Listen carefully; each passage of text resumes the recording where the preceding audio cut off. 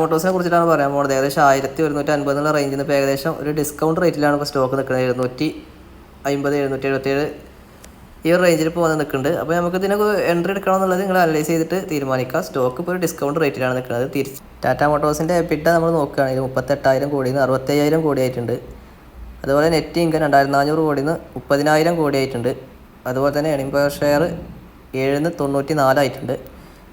Tata Motors large cap കമ്പനിയാണ്. 2,88,000 കോടിയാണ് market cap വരുന്നത്. സ്റ്റോക്ക് പി വെറും 8 ഡിസ്കൗണ്ട് റേറ്റിലാണ് ഇപ്പോൾ സ്റ്റോക്ക് നിൽക്കുന്നത്. ടാറ്റ മോട്ടോഴ്സ് കമ്പാരിസൺ ചെയ്യുകയാണെങ്കിൽ മറ്റുള്ള കമ്പനികളെ അപേക്ഷിച്ച് ബെസ്റ്റ് നമ്പറാണ് ROE. അതേപോലെ ROA ROC ഒക്കെ അടിപൊളിയാണ്. ഹോൾഡിംഗ് നോക്കുമ്പോൾ FIS 20% ഹോൾഡ് ചെയ്യുന്നുണ്ട്. പബ്ലിക് വെറും 20% ഹോൾഡ് ചെയ്യുന്നുള്ളൂ. സ്റ്റോക്കിൽ ഡിമാൻഡ് വരാനുള്ള സാധ്യത കൂടുതലാണ്. DLS 16%, പ്രൊമോട്ടേഴ്സ് 42% ഹോൾഡ് ചെയ്യുന്നുണ്ട്. സ്റ്റോക്ക് വാച്ച് ചെയ്യുക. നിങ്ങൾക്ക് വീഡിയോ ഇഷ്ടപ്പെട്ടിട്ടുണ്ടെങ്കിൽ ഉപകാരപ്പെടുകയാണെങ്കിൽ വീഡിയോ ജസ്റ്റ് ഒന്ന് സബ്സ്ക്രൈബ് ചെയ്യുക, ലൈക്ക്